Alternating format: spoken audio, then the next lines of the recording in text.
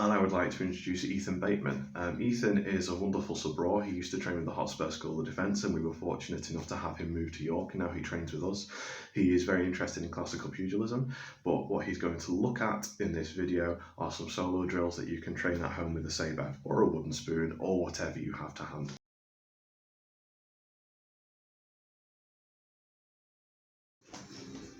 Hello, my name is Ethan Bateman, and for those of you who don't know me, Polish Sabre is my thing. We'll do a really quick video for you on a few solo drills that you can work with, and then yeah, hopefully we'll have some fun with that. Now, obviously, in HEMA, when we say Polish Sabre, that raises a lot of questions. It's a fairly nebulous subject, owing to the fact that we have no surviving manuscripts on how Polish Sabre was used during the 17th century. 18th and 19th century, yes. 17th century, no. The 17th century is the most important and the most interesting part to work with. So yes, lots of people will be raising their eyebrows and going, what is he talking about? But I'm going to explain how it is that myself and other researchers of this period of Polish history come up with the system that we use. So the first thing is, obviously, yes, there are no surviving manuscripts. How do we know that this is how Polish Sabre works during this period? Truth is, we don't.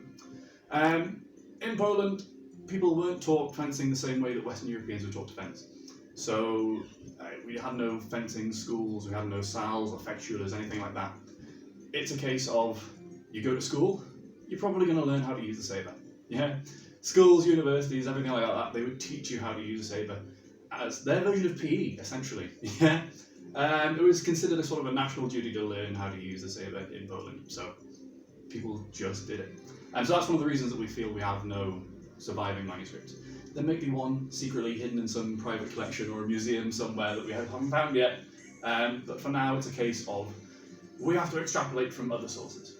So what we do have is we have a few memoirs written by Polish nobles of the period, somewhat apocryphal as they tend to be, and always, you know, I fought this duel with this man and I cut him 1 billion times and I won in the end. So yeah, okay, whatever you say. But that's something that we can work with. And we also have a few descriptions from Germans and Italians who fought Poles and Hungarians on how the sabres were used in sort of Eastern and Central Europe. And we have Dusak texts. Now I know lots of people go, you can't just teach Polish Sabre, you can't just teach Dusak and call it Polish Sabre. And I know, I'm trying my best not to. Dusak's a very, very good system to use to understand the basic cutting mechanics of sort of single-edged, slightly curved weapons of the period. For a while I was actually convinced that Dusak and Polish Sabre were more or less the same thing, and it was a kind of dirty secret no one wanted to admit. I've recently found out that that's complete nonsense, and it's helped me to kind of reevaluate kind of the way that it works, or should work. Now, the main feature of Polish Sabre is the crosscut, and it's a kind of semi-mythical sort of style that very few people really know anything about. But it's also something that we see in German fencing of the period. So a lot of Dusak texts talk about a crosscut, or a Kreuzhau. There's a couple of differences between the two. The first thing, Dusak texts, a Kreuzhau or a crosscut is usually a crosscut, as in a cut across your body. It's a cut into your opponent's blade, into your opponent's hand, whatever you can. Usually if it's into the blades with a view to set him aside and then go into some kind of horrible winding type stuff. With Polish Sabre, it's described as 2 actions, and the actions are, starting from a high guard, 2 diagonal cuts that form a cross. Now, we can't base an entire system on those 2 cuts alone. That's nonsense, but it's a good place to start with. So, that's essentially the difference between the 2 types of crosscut. But now we're going to get on really, really quickly to the actual main meat of this video. So, first things first, stance. Unlike later Sabre sources, where we're usually a little bit more linear, heels in line, elbow on the hip, sword held out in front of us, we're going to be hips nice and square. Ideally, left foot forward, right foot forward also, doesn't really matter too much which. We'll start right foot forward, just to confuse you guys. Hips nice and square towards our target, and you want feet more like a boxer than a fencer. Yeah, so we're not down here like this, we're here. Knees bent, weight on the balls of the feet, as you do with most other stances, most other styles. And the sabre itself is going to be held up high, over the head. This is a stance that we see in lots and lots of different period texts and depictions of particularly Polish and Hungarian fences of the period. Sword held nice and high in a kind of arc down over the back of the body. It's not like a St. George, it's not out in front of us, it's down towards the back. And our cuts travel, again, slightly differently to every other system. They come from the left first to the right. So our cut 1 comes on this side, not this side. People go, why? Why is it like this? Theory is that it's meant for use on horseback. And so when you're riding along horseback, ideal engagement is on this side, not on this side, so we're cutting across the bridle arm, which is just going to get in the way. So, sword held up nice and high, and feet kind of shoulder width apart, nice and square towards your target. Now, the cuts themselves, because this is big curvy sword, we want to try and make as much use of this curve as we can. So we're not going to cut at full extension like we see in lots of later texts, like so. Yeah. Instead of having this grip here with the thumb held at the back, we're going to keep our thumb wrapped around here. That's what this nice little thumb ring at the side's for. Yeah. So, cast. Just tearing up my notes. You deserve that. Now, yes. So as I say, so we're not going to be like a classic or a later style fencer. We're not going to cut in with a lunge like so. We're not going to cut at this nice straight angle of the blade. What we're going to cut instead, from up here, as we bring the blade down, we want to try and keep it angled slightly up. Not vertical, tiny bit of an angle, so that we're really, really using this curve as we draw through. Yeah? And it's a big action. Yeah? Most of the power is coming from the shoulder and the hips with this. So there's a lot of turning the hips to give this extra bit of power. Yeah? So, starting the right foot forward, we're going to be up nice and high, and we're going to cut through. 1. And that's your first cut. That's a cut from the left, from the right. He's talking. Starting with the right foot forward, left foot behind, we're going to cut down 1 here. Yep. And we see, I've turned my back foot to face towards my target now.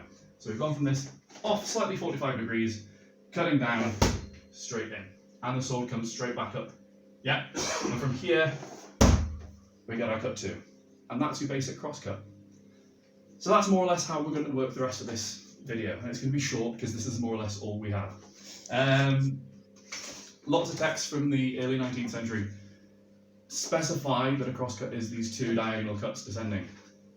That's very, very ridiculous. To base an entire system on these 2 cuts that come in down from either side. It's nonsense. From up here, we've got loads and loads of different cuts that we can use. So we've got 1, 2, 3, 4, 5, and 6. A couple of sources specify that there's at least 12 cuts, including vertical cuts, but that's lots of horizontal cuts. We don't need to define that many horizontal cuts. Yeah, we have 2 across here, like so. So, the exercise that we're going to do to start with is just run through those cuts. So again, right foot forward, up nice and high, and it's this turn of the hips, turn of the back foot, every time we make our cut. So, cut 1, in here. Cut 2, here. 3, 4, 5, and 6. That's all you're going to do for yourself. If you want to take some time and do that, go for it. I'll let you pause the video. I'm sure you're sick of listening to my voice. I am.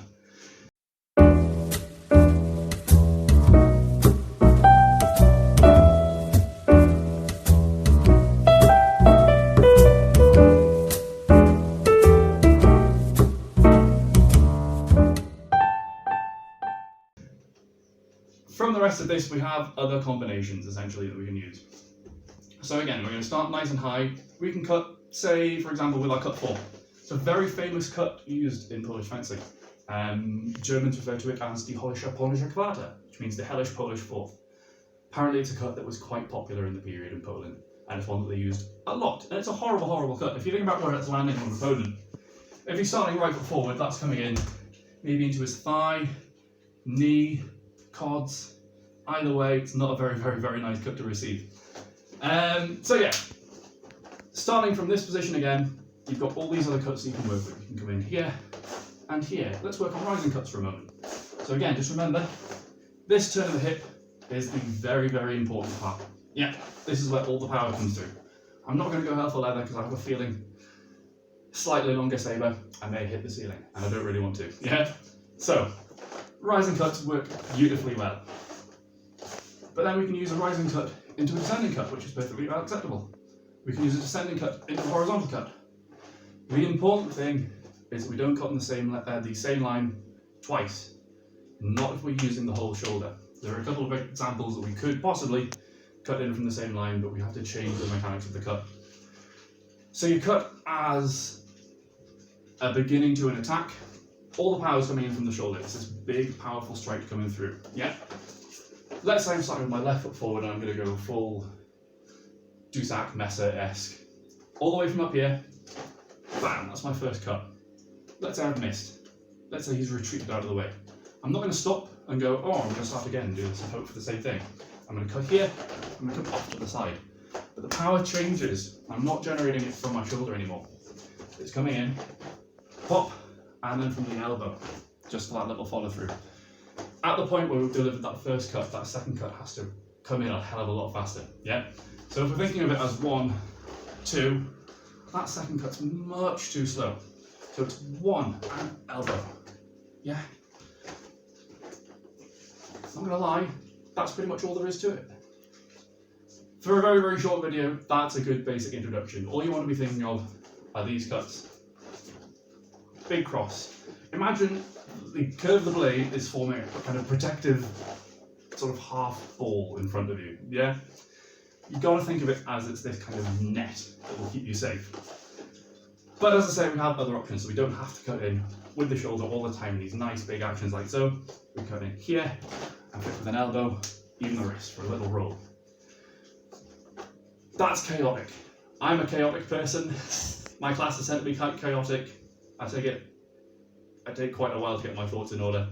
If you do have any questions, please send me a message. I'll probably ignore you, but I might be quite nice and respond to you instead. So yeah, I hope you've enjoyed that. If you can make any sense of it at all. If you couldn't, thank you very much. Ta-ta.